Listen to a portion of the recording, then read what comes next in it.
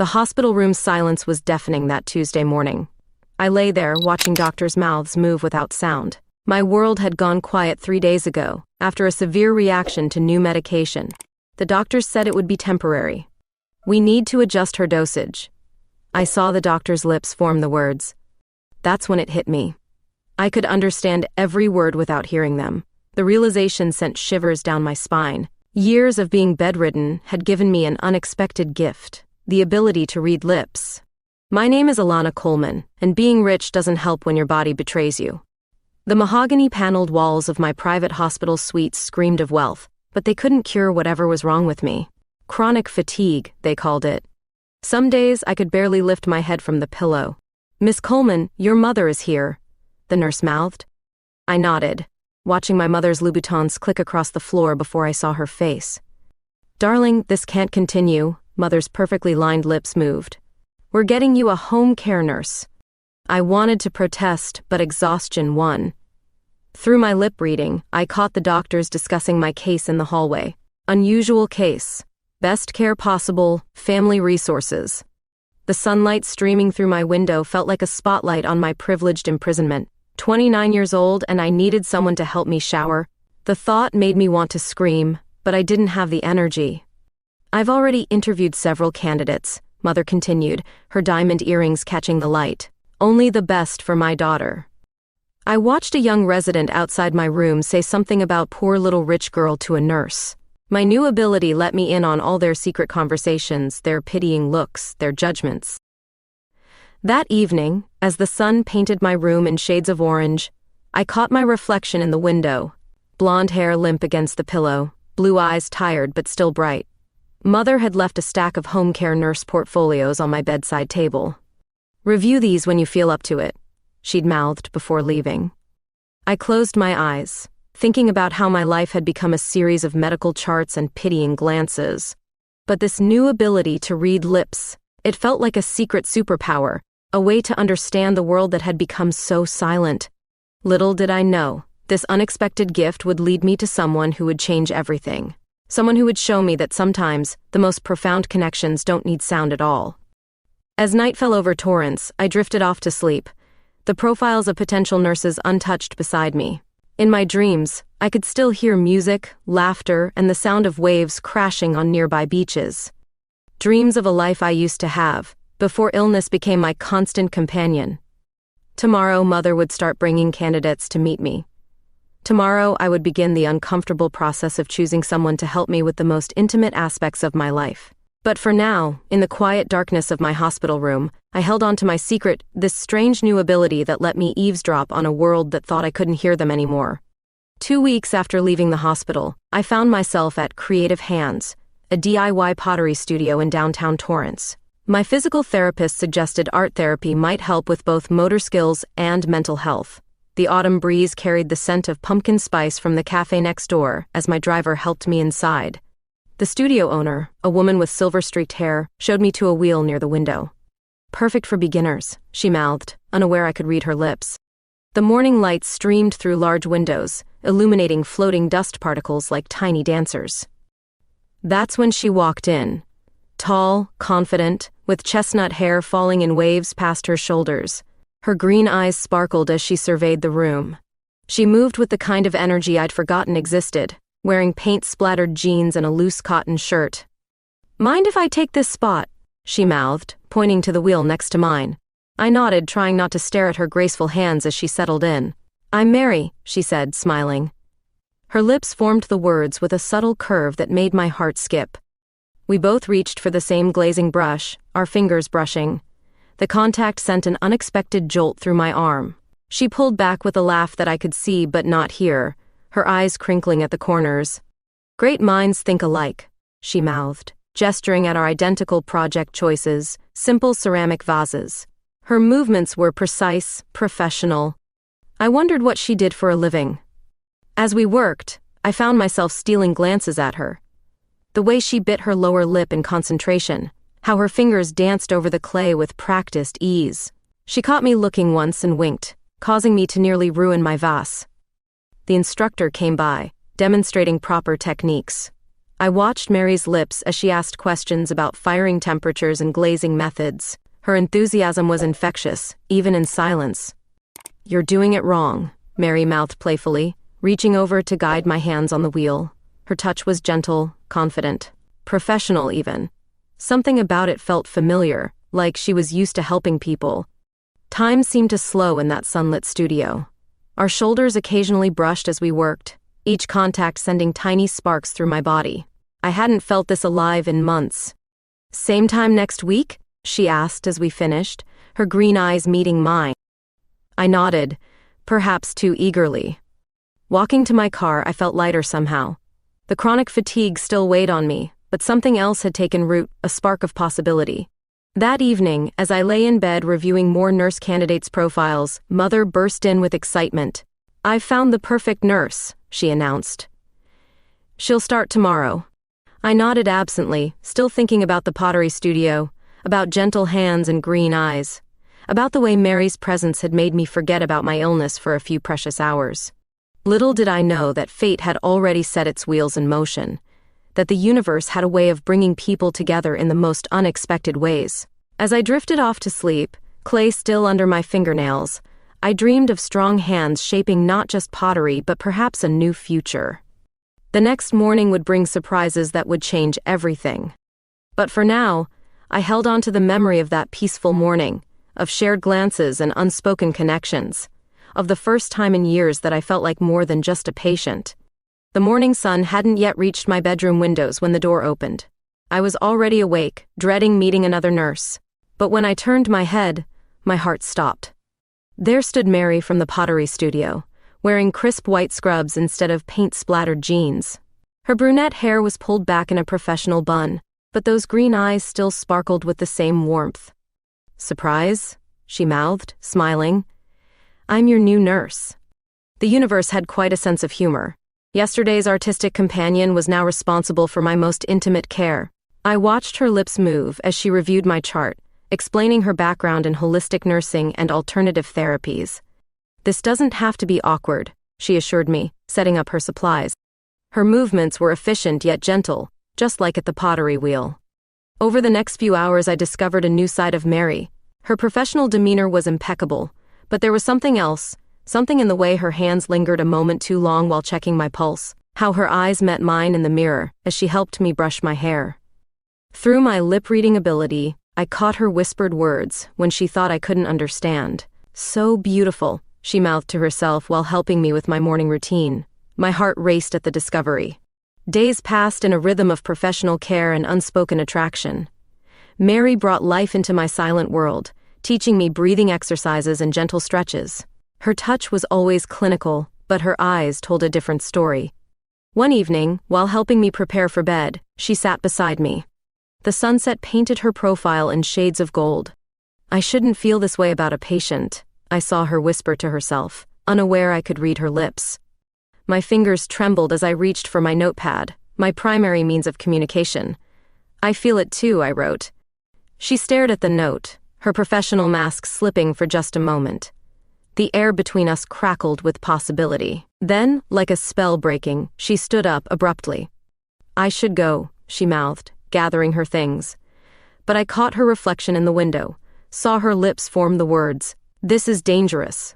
That night, I lay awake thinking about boundaries and rules, about the way her hands felt on my skin during therapy sessions, about the longing in her eyes when she thought I wasn't looking.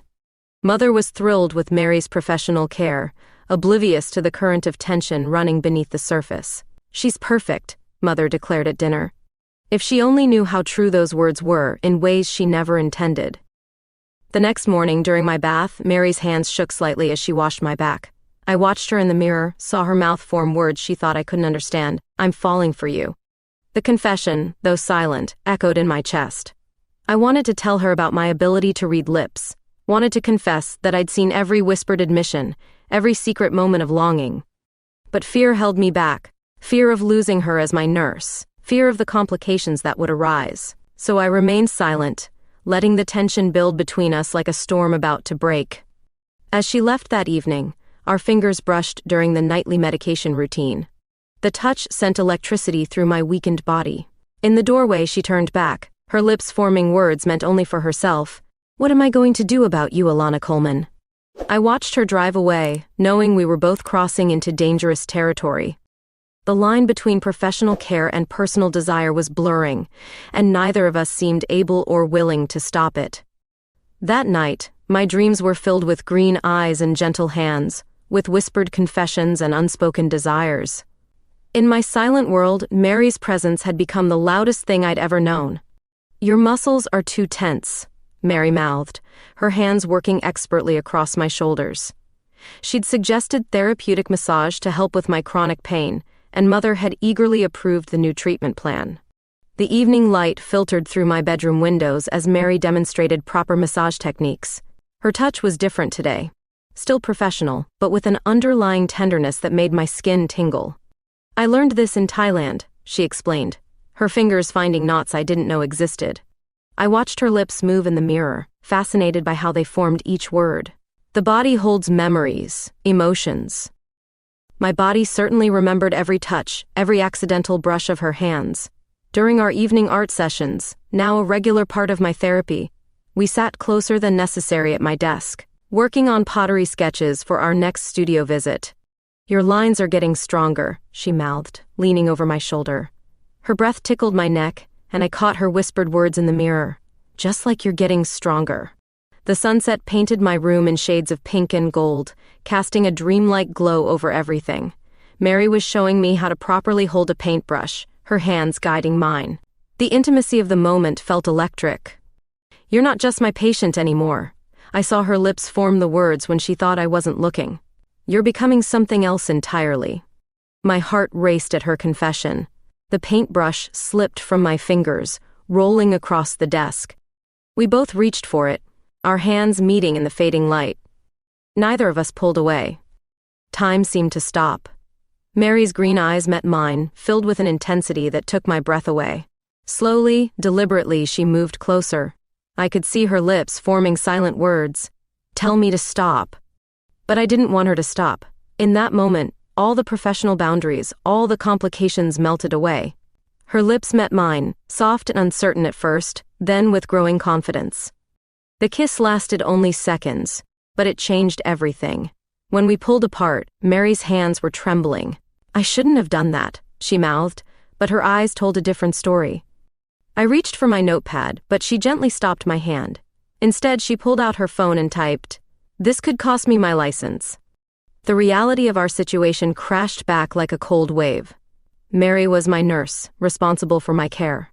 This kiss could destroy her career, the career she'd built helping others. But as she gathered her things to leave, I caught her reflection in the window. "Worth it," she whispered to herself, unaware I could read her lips. That night, sleep eluded me. I replayed the kiss in my mind, remembered the feeling of her hands in my hair, the taste of her lip balm, the way the setting sun had made her skin glow. My phone buzzed with a text from her, "Tomorrow, we need to talk." I stared at the message, wondering if she regretted the kiss, if she would request a transfer to another patient. The thought made my chest ache. In the darkness of my room, I touched my lips, still feeling the ghost of her kiss. For the first time since my illness began, I felt truly alive. The silence that had become my world was filled with the thunder of my heartbeat, with the memory of that perfect moment. Morning would bring consequences, discussions about boundaries and professionalism. But for now, I let myself dream of green eyes and gentle hands, of sunset-painted kisses and whispered confessions. The line had been crossed, and there was no going back. Whatever tomorrow brought, we'd crossed into new territory, where professional duty clashed with personal desire, where silence spoke louder than words. My brother James's unexpected visit brought storm clouds to my peaceful morning. He stood in my doorway, his expensive suit matching his cold expression, watching Mary help me with my exercises. "A word, Alana," he mouthed, eyes narrowing at how Mary's hands supported my back. In my father's study, James didn't mince words. "I've seen how she looks at you." I kept my face neutral, thankful he didn't know about my lip-reading ability. Through the study's glass doors, I watched Mary prepare my morning medications, her movements graceful and precise. "She's your nurse, not your friend," James continued. "I've heard rumors about her preferences. I'm concerned about her professionalism." My hands clenched in my lap.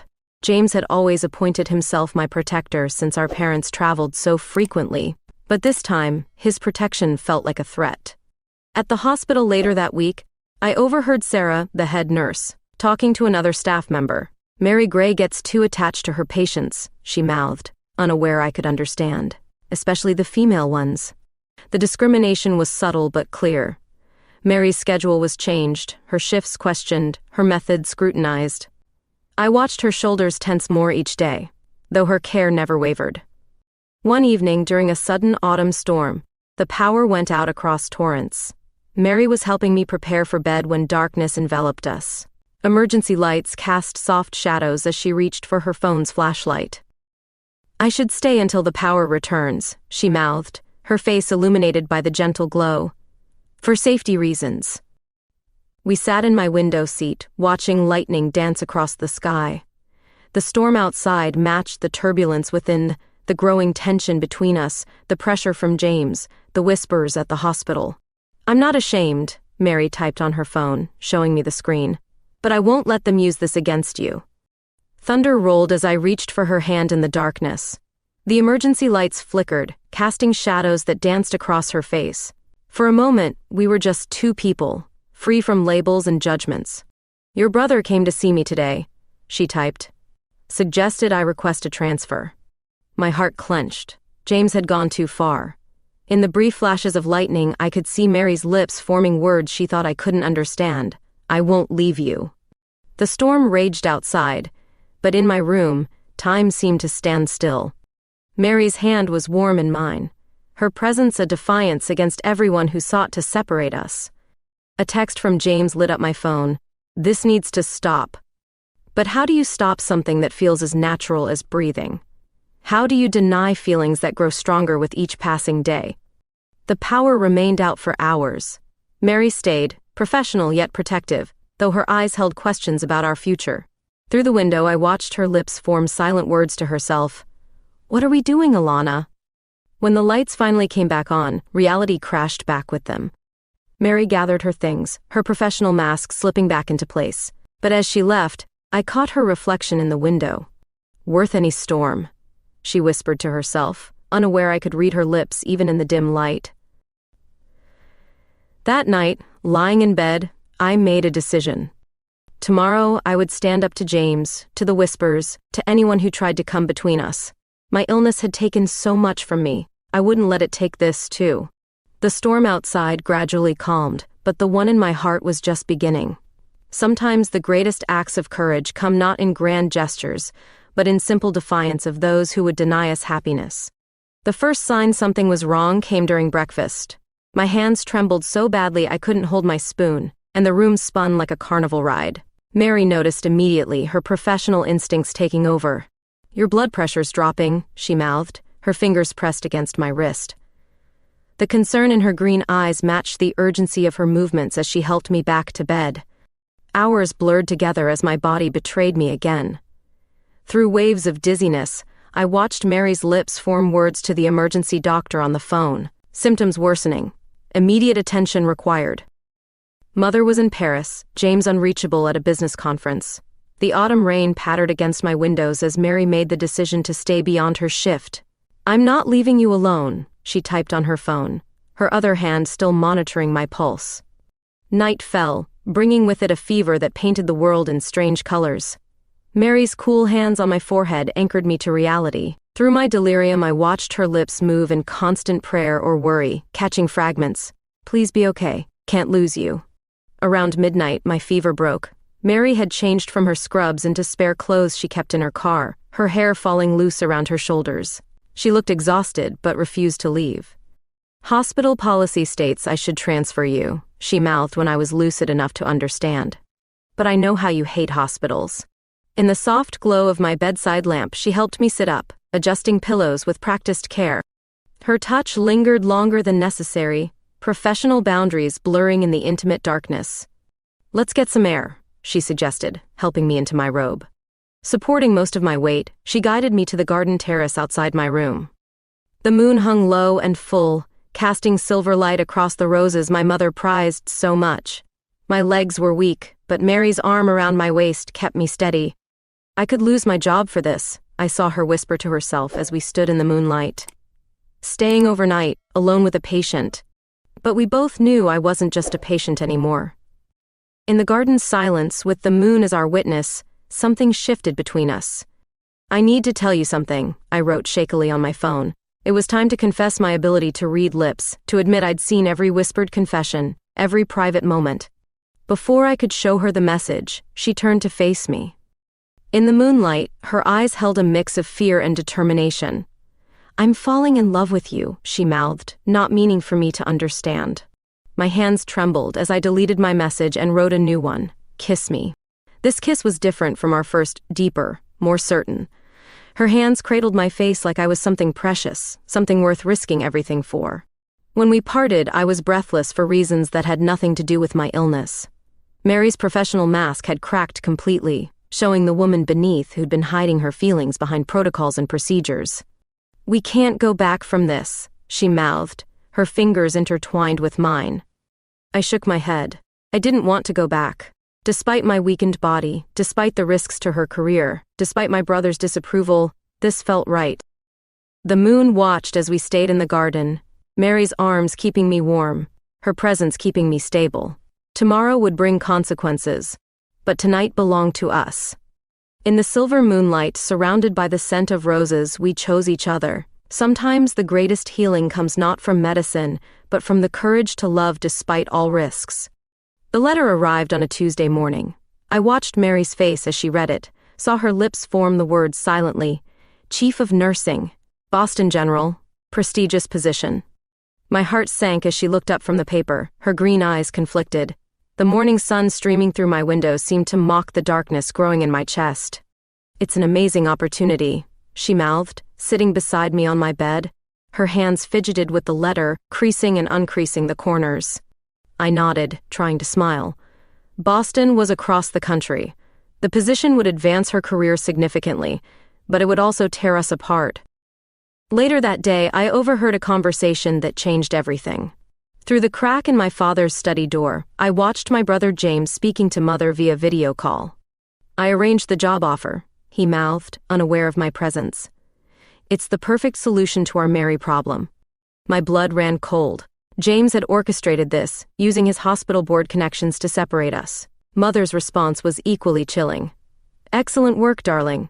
Alana needs a more suitable care provider." I slipped away, my legs shaking with anger rather than weakness. In my art studio, where Mary and I spent our evenings, I found her working on a pottery piece. The afternoon light played across her features as she shaped the clay, unaware of my discovery. When she looked up, her smile faded at my expression. "The art studio's always been our safe place," she typed on her phone, setting aside her work. The clay left smudges on her hands, reminding me of our first meeting. I couldn't hold back anymore. Moving closer, I pressed her against the pottery wheel, my lips finding hers with desperate intensity. Clay-covered hands tangled in my hair as she responded with equal passion. The setting sun painted the studio in amber light as we lost ourselves in each other. Professional boundaries dissolved completely as clothing joined the scattered art supplies on the floor. Later, wrapped in the emergency blanket we kept in the studio, Mary traced patterns on my shoulder. "I should feel guilty," she mouthed to herself, "but I don't." I watched her lips form silent words of love against my skin, each touch a promise, each kiss a defiance against those who would separate us. The job offer sat unopened on my desk, a ticking time bomb threatening our happiness. But for now, in the warm aftermath of our passion, we pretended time had stopped. My phone buzzed with texts from James. "Has Mary mentioned the Boston position?"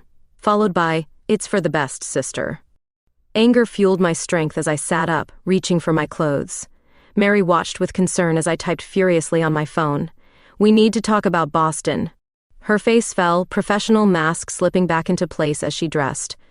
"I haven't decided," she mouthed, but I could see the torment in her eyes. The setting sun cast long shadows across the studio floor as we faced each other. I had to tell her about James's manipulation, about my family's interference. But before I could, she pulled out her phone and typed, "Come with me to Boston." The words hung between us like a lifeline. Could I leave everything behind? My family's wealth had provided the best medical care, but it had also become a gilded cage. As darkness fell outside, we remained in the studio holding each other. Sometimes the hardest choices are the ones that set us free. I watched her lips form the words, "I love you," in the fading light, and knew that whatever came next, we would face it together. The art studio had witnessed our beginning, and now it witnessed our decision to fight for our future. The morning I decided to confront my family dawned bright and clear. I'd spent the night rehearsing what I would say, drawing strength from the memory of Mary's touch in the art studio.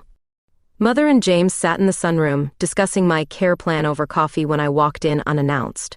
Their surprise at seeing me up and moving independently was evident in their expressions.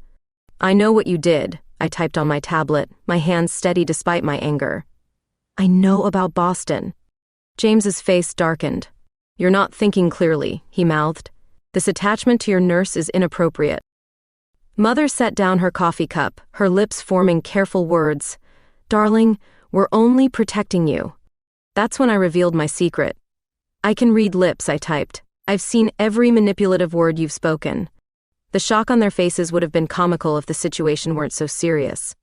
I continued typing, months of frustration pouring out. "I'm not a child. I'm not broken. And Mary is more than my nurse." Across town, Mary was facing her own battle. She'd called an emergency meeting with the hospital board, tired of Sarah's discrimination and whispered accusations. Through text updates, I followed her confrontation. "Standing up for myself," she wrote, "for us." Back in the sunroom, James paced angrily. "This is absurd," he mouthed. "She's taking advantage of you." My response was to pull up the video I'd recorded of him arranging the Boston job offer. His face paled as he watched himself plotting to separate us. Mother tried to intervene, but I held up my hand. On my tablet I typed, "I'm in love with her. Accept it or lose me." The silence that followed was deafening, even in my soundless world. Through the window, I watched autumn leaves dance in the breeze, waiting for their response. My phone buzzed with a message from Mary. "Board meeting over, Sarah suspended. Coming to you now."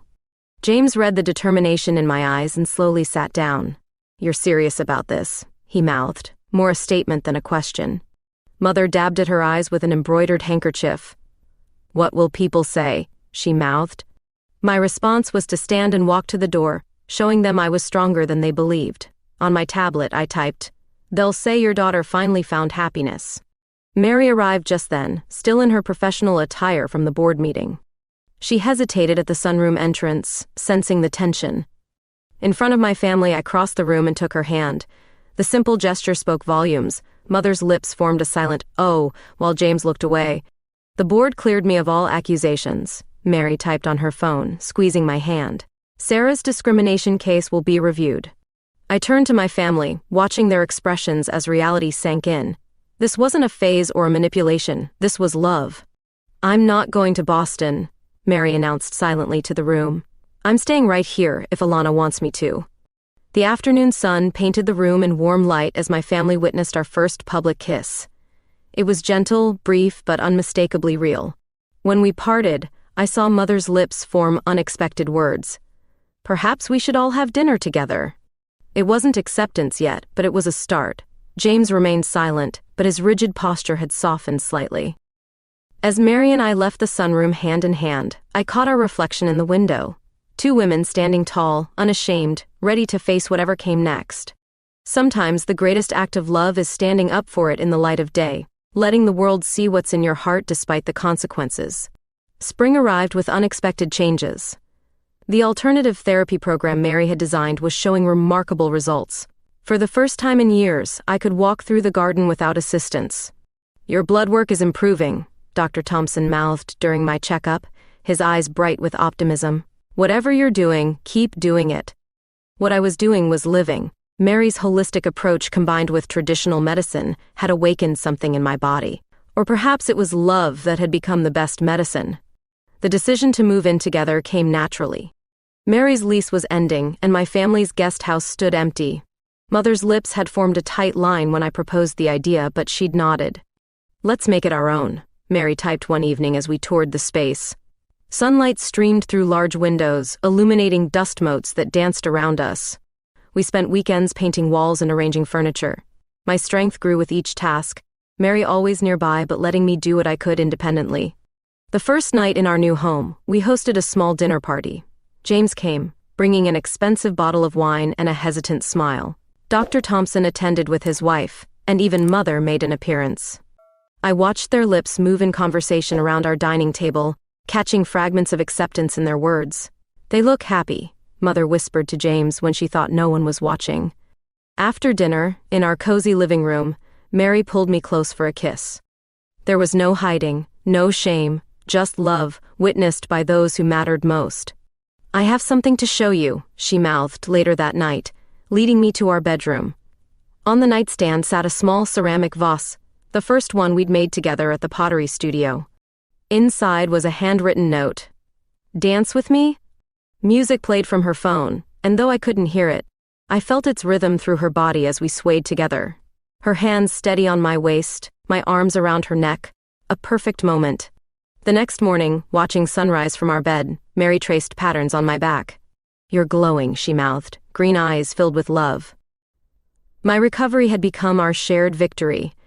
Each small improvement, each moment of strength, celebrated together. The chronic fatigue that had defined my life was slowly loosening its grip. During our evening walk through the garden, we ran into Sarah, my former head nurse.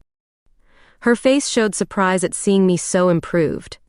"Remarkable recovery," she mouthed stiffly, unable to deny the evidence before her. Mary squeezed my hand, professional satisfaction mixing with personal triumph. That night, as moonlight painted silver patterns across our bedroom floor, Mary kissed me with the same tenderness as our first time. "I fall more in love with you every day," she whispered against my skin.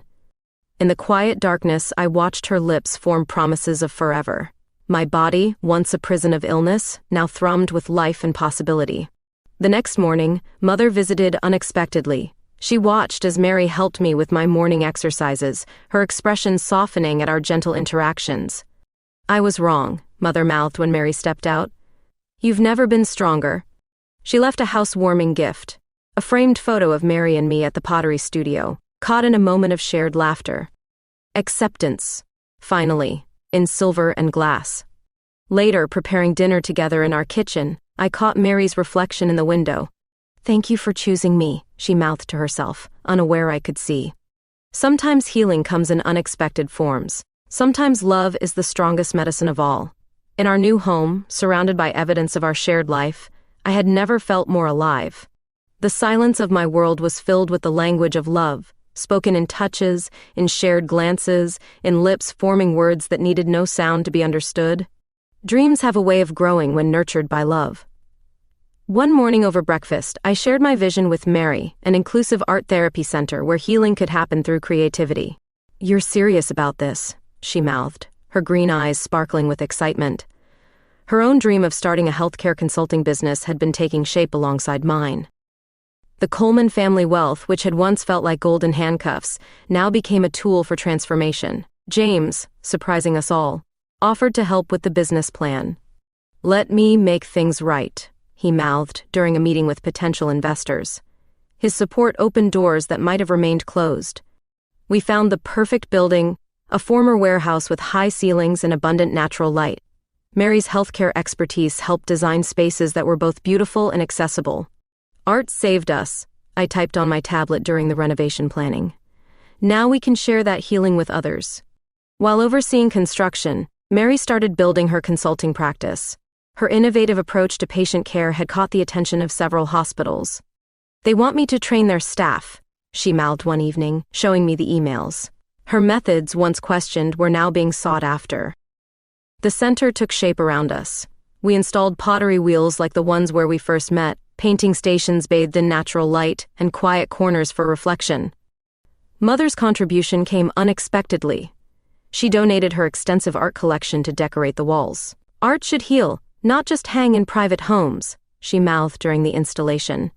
Opening day arrived with autumn leaves dancing outside the large windows, the center filled with people, some in wheelchairs, others with visible illnesses, all drawn to the promise of healing through creativity. I watched Mary give tours, her hands moving expressively as she explained our vision. Her healthcare consulting office occupied the building's east wing, creating a perfect blend of our passions. Dr. Thompson brought some of his patients, his smile wide as he watched them discover the joy of creating. "This is revolutionary," he mouthed to me. Even Sarah attended, her face softening as she observed a therapy session. "I understand now," she mouthed, offering a genuine apology for her past behavior. The day's success overwhelmed me with emotion. In my private studio office, Mary found me wiping happy tears. "Look what we built together," she mouthed, pulling me into an embrace. Through the window, we could see people painting, sculpting, finding pieces of themselves in art. That evening, after everyone left, we walked through the quiet center.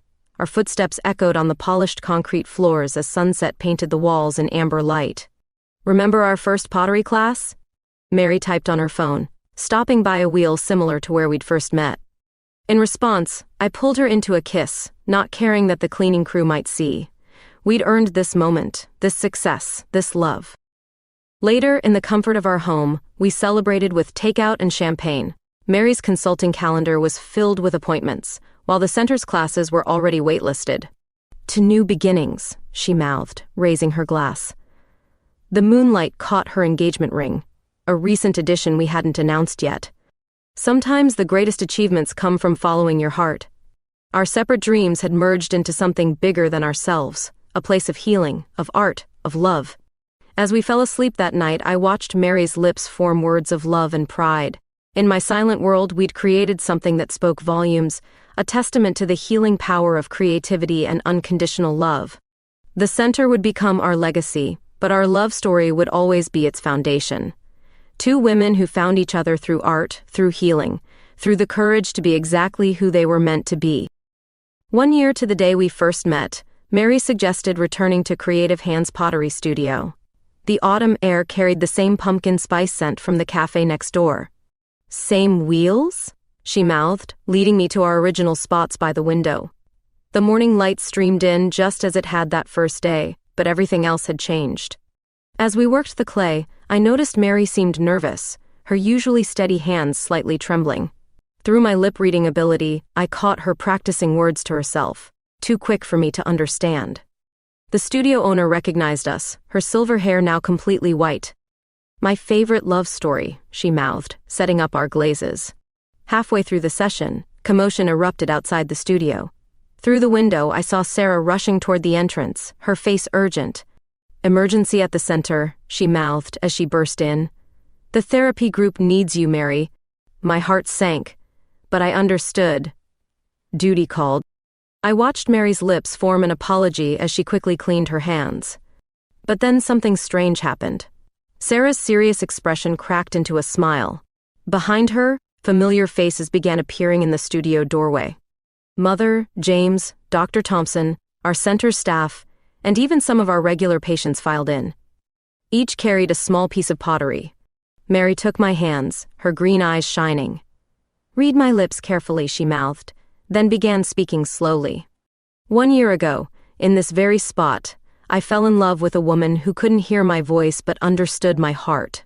Today, everyone who loves us has brought a piece of our story. One by one, they placed their pottery pieces on our work table. Each was a moment from our journey, a miniature version of our first vases, a sculpture of hands intertwined, a ceramic heart split then mended with gold, following the Japanese art of kintsugi. "But there's one piece missing," Mary mouthed, reaching under her workstation. She pulled out a small ceramic box, glazed in our favorite colors. Inside lay 2 rings, nestled in clay impressions of our intertwined fingerprints. "Marry me," she mouthed, "not because I'm your nurse or your business partner, but because I want to read your heart for the rest of our lives." The studio erupted in silent applause as I nodded, tears blurring my vision. Mother was actually crying, while James beamed with genuine joy. Later that evening, in our center's therapeutic garden, we held an impromptu celebration.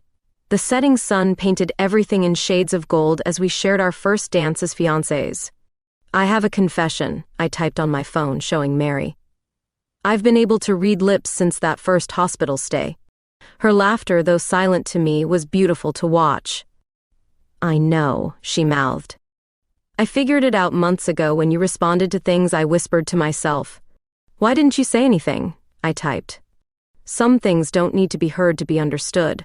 she mouthed, pulling me closer. As night fell, our guests gathered around us with sparklers, their light dancing like fireflies in the darkness. Through the window of our center, I could see the pottery from our first meeting displayed prominently, a reminder of where our story began. Mother approached, holding something carefully wrapped. "Your father's mother's wedding veil," she mouthed, her smile genuine and warm. In that moment, surrounded by art and love and acceptance, my silent world had never felt more complete. Mary's lips formed "I love you" against my neck as we swayed to music I couldn't hear but could feel in my soul. Sometimes the greatest love stories aren't about grand gestures or spoken words. Sometimes they're about two people who find each other across silence, who build a language of their own through art and understanding and unwavering devotion. Our story, which began with two strangers at pottery wheels, had come full circle. But this wasn't an ending, it was a beginning, shaped by our hands and hearts, ready to be filled with countless more moments of silent, perfect love.